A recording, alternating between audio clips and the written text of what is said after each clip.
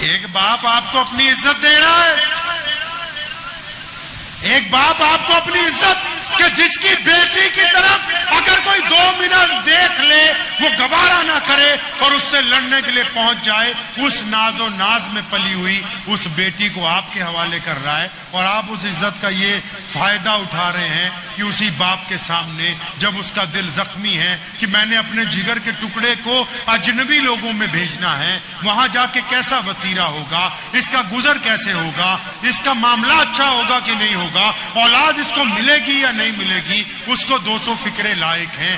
آپ کے نخرے نہیں آتے کہ بریانی اچھی نہیں تھی، قورمہ اچھا نہیں تھا، کافی ٹھنڈی ہو گئی تھی، بستر بڑھیا نہیں بنائے۔ ارے بدبختو، کسی کے باپ کی آرزوؤں کے خون کو اگر چوسنا ہی ہے تو پھر تو ویسے ہی کسی کے ہاں ڈاکہ مار کے بھی چوس سکتے ہو، یہ کوئی بہترین طریقہ نہیں بنایا آپ نے چوسنے۔ میں تو ان سے پوچھا کرتا ہوں اکثر، یہ تو انہوں نے اب مجھے بتایا کہ شادی کھانا جائز ہے، جائز نہ جائز تو بڑے دور کی بات ہے۔ میں ان سے پوچھتا ہوں کہ جس شادی میں رسول اللہ صلی اللہ علیہ وسلم کی مخالفت ہو رہی ہو، نعوذ باللہ، چاہے وہ کوئی مولوی ہو، چاہے کوئی شیخ الحدیث ہو، کوئی بڑے سے بڑا ترم ہو، جس شادی میں رسول اللہ کی مخالفت ہو رہی ہو، یہ بارات کا کھانا رسول اللہ کی مخالفت ہے۔ نبی نے ایک ہی کھانا کہا، کون سا؟ ولیمے کا۔ نبی نے ایک کھانا کہا، اور ولیمہ بنتا ہے کیوں؟ لڑکے کو خوشی ہے کہ میری شادی ہوئی، لڑکے کے باپ کو خوشی ہے کہ ہمارے گھر میں دلہن آئی، لڑکی کی ماں کو خوشی ہے کہ ہماری نسل آگے بڑھنے کے لیے ایک شہزادی ہمارے گھر میں آ گئی۔ ان لوگوں کو تو خوشی ہے کہ ہمارے گھر کا ایک ممبر بڑھ گیا ہے، ان کو کون سی خوشی ہے؟ ان کو تو بس اس بات کی تسلی ہے کہ ہم نے اپنی بیٹی اچھے لوگوں کے گھر پہ بھیج دی ہے۔ وہ تو اپنی بیٹی کو صبح شام یاد کرتے ہیں۔ کھانا تو خوشی کا ہوتا ہے، غم کا نہیں۔ یہ بارات کا کھانا تو غم کا کھانا ہے، یہ بارات کا کھانا تو مجبوری کا کھانا ہے۔ اب مجبوری 2 طرح کی ہو سکتی ہے۔ اب کہیں جی خوشی کے ساتھ، اب کہیں جی نہیں ہم کچھ نہیں چاہتے، ہمیں بیڈ نہیں چاہیے، موٹر سائیکل نہیں چاہیے، ذرا کھانا بہت اچھا ہونا چاہیے۔ کھانے میں ہی اگر لڑکی کے باپ کا جنازہ اٹھ جائے تو اس سے بدبختانہ کھانا اور کون سا ہو سکتا ہے؟ وہ بھی میں مان لوں۔ ایک بات اور، مجھے کئی لوگوں نے کہا کہ جو لوگ بڑے ہو جائیں، جیسے کسی کے پاس 2-4 کروڑ روپے آ گیا، جو مالدار ہو جائیں وہ تو دعوت کر سکتے ہیں، مالدار ہو جائیں دعوت کر سکتے ہیں، لیکن وہ بھی اپنے بیٹے کی ولیمے کی دعوت کر سکتے ہیں۔ وہ اپنی بیٹی کو بیانے کے لیے اگر 50 سال لگائیں گے، میری نبی کی سنت سے ٹکرائیں گے، اور اس سنت سے ٹکرانے کے بعد کئی بیٹیوں کی شادی میں رکھنا پیدا ہو جائے گا۔ خدا کی قسم لکھ کے لے جاؤ، دل کی تختی پر کل قیامت کا دن ہوگا، حوض کوثر کا جام ہوگا، دھکے دے کے نکال دیے جاؤ گے صحابہ کے سامنے، رسول اللہ کے سامنے، کہ یہ وہ بندہ ہے جو 5 وقت نمازی تھا، تہجد گزار تھا، عبادت گزار تھا، لیکن اس نے بارات کا کھانا کھلا کے امت مسلمہ کو غلط رواج کی طرف مائل کیا۔ اس کا حوض کوثر کے ساتھ کوئی تعلق نہیں۔ پیسے کا مطلب کیا؟ آپ اسلام سے ٹکرا جائیں گے؟ دولت کا کیا مطلب ہے کہ آپ محمد رسول اللہ سے نعوذ باللہ ٹکر لینے کی بات کریں گے؟ یہ من مرضی نہیں ہے۔ میرے پاس پیسے ہیں، ہم بارات کی دعوت کھلائیں گے۔ اچھا جی جاؤ کھلاؤ، کوئی بات نہیں۔ ان سے پوچھتا ہوں اب جو حافظ قرآن ہیں، ان سے پوچھتا ہوں جو عالم ہیں، ان سے پوچھتا ہوں جو متولی ہیں، ان سے پوچھتا ہوں جو مسجد کے صدر ہیں، ان سے پوچھتا ہوں جو پنجگانہ امام ہیں، ان سے پوچھتا ہوں جو تبلیغی جماعت میں چلے لگاتے ہیں، ان سے پوچھتا ہوں جو سنی مسلمان ہیں، ان سے پوچھتا ہوں جو مولا علی کا پرچم اٹھائے ہوئے شیعہ مسلمان ہیں، میں ان سے پوچھتا ہوں جو اپنے آپ کو جماعت اسلامی کے کارکن کہتے ہیں، میں ان سے پوچھتا ہوں جو اپنے آپ کو اہل حدیث کہتے ہیں، میں مانتا ہوں جو جہاں پر کھڑا ہے، جو اس کا مشن ہے، وہ اس طریقے سے درست چلا ہوا جا رہا ہے۔ تم ہی ذرا اپنی چھاتی پہ ہاتھ رکھ کے بتاؤ کہ جہاں تمہارے نبی کی سنت کے خلاف کام ہو رہا ہو، کیا تمہاری غیرت گوارا کرتی ہے اس کھانے کو کھاتے ہوئے؟ کس زبان سے، کس دل سے، کس مردہ دل سے وہ بریانی اپنے اندر اتارتے ہو؟ وہ دل تو دکھاؤ مسلمانوں کو، وہ جگر تو دکھاؤ۔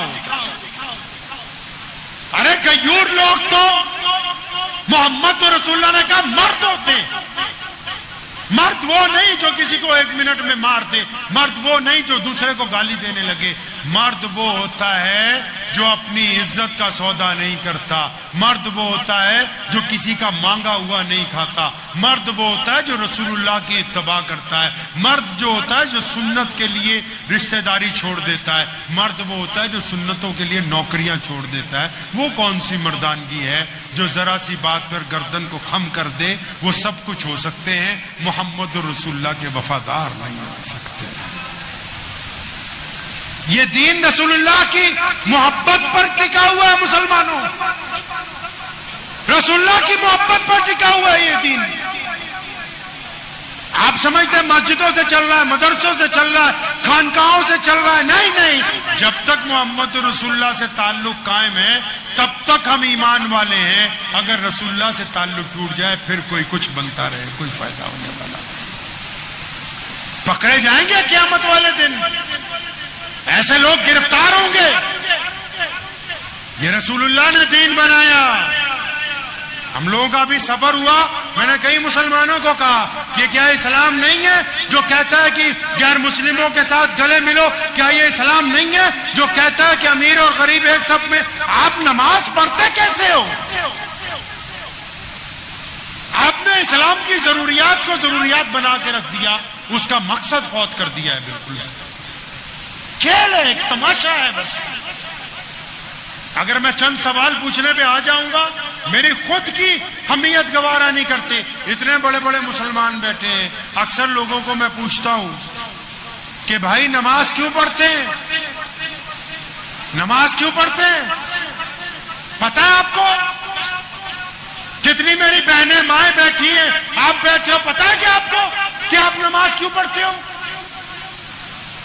صحیح طرح ہاتھ کھڑا کر کے بتاؤ ذرا، کتنے لوگ ایسے ہیں جن کو پتہ ہے نماز کیوں پڑھتے ہیں؟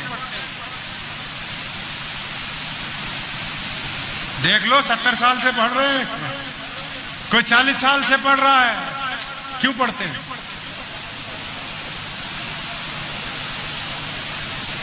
ہاں، آپ کا کیا نام ہے؟ ڈاکٹر عارف صاحب، ایک آپ کو میں بات بتاؤں، جو آپ نے سوال کا جواب دیا بالکل درست ہے، اور یہ باقی بھی سارے آپ جیسے ہی ہیں یہاں، کیونکہ انہوں نے امام کو تو 10,000 کا ملازم بنایا ہے، انہوں نے اس سے پوچھا ہی نہیں کہ نماز ہو کیوں رہی ہے۔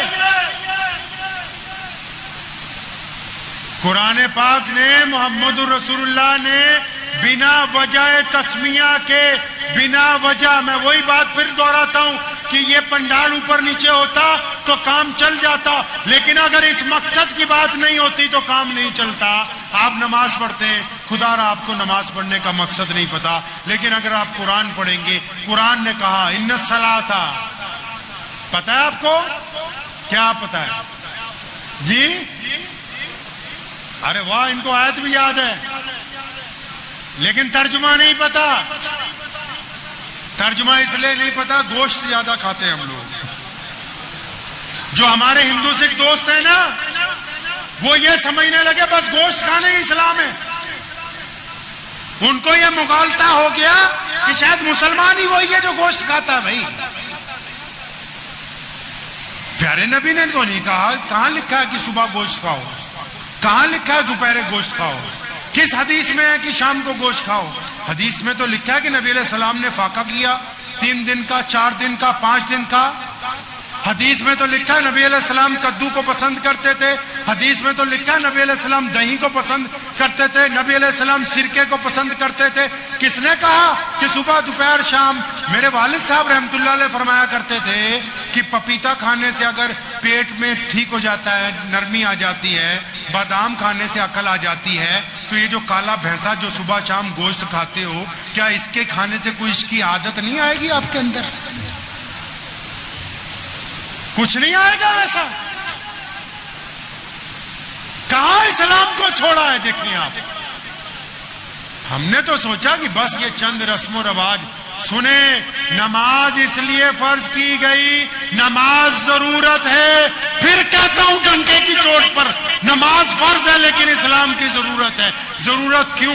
کیونکہ نبی کو ایسے لوگوں کی ضرورت تھی جو چھوا چھوت کا خاتمہ کرتے، نبی کو ایسے لوگوں کی ضرورت تھی جو جھوٹ بولنے سے انکار کرتے، نبی علیہ السلام کو ایسے لوگوں کی ضرورت تھی جو دوسروں کی بیٹی کی طرف گندی نگاہ نہ ڈالیں، نبی علیہ السلام کو ایسے لوگوں کی ضرورت تھی کہ جو حلال کمائی کریں۔ تو پیارے پیغمبر علیہ السلام کو اللہ نے نماز دی اور فرمایا جو نماز پڑھیں گے نا وہ گندی باتیں نہیں کریں گے، وہ اچھی باتیں کیا کریں گے۔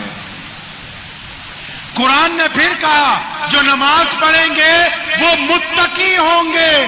متقی بولتے ہیں اچھا بندے کو۔ قرآن نے پھر کہا کہ جو نماز پڑھیں گے ارأیت الذی یکذب بالدین فذلک الذی یدعو الیتیم ولا یحض علی طعام المسکین فویل۔ فرمایا ایسے نمازیوں کی نماز برباد ہو گئی۔ کن کی نماز برباد ہو گئی؟ فرمایا جو صرف نماز ہی پڑھتے ہیں، یتیم کو کھانا نہیں کھلاتے ہیں۔ اندازہ لگاؤ، 5 وقت نماز ہو رہی ہے، پتہ نہیں ہے پڑھنی کیوں ہے۔ نماز اس لیے کہ جھوٹ نہیں بولنا، نماز اس لیے کہ ٹھگی نہیں مارنی، نماز اس لیے کہ کسی بیٹی کی طرف زنا کی نگاہ نہیں ڈالنی، نماز اس لیے کہ چوری نہیں کرنی، نماز اس لیے کہ بے ایمانی نہیں کرنی، نماز اس لیے کہ آپ کی زبان سے کسی کو تکلیف نہ پہنچے۔ بلے شاہ کا نام سنا ہے آپ نے؟ بہت بڑے شاعر گزرے صوفی پنجاب کے، بلے شاہ، وہ سنا ہے نہیں بھائی؟ بلے شاہ بہت بڑا شاعر گزرا ہے، اس نے قرآن شریف کی اس آیت کا پنجابی میں ترجمہ کیا، آپ کو بھی سمجھ آ جائے گی تھوڑی بہت۔ وہ کہنے لگا نماز بھی نیتی جاندے ہو،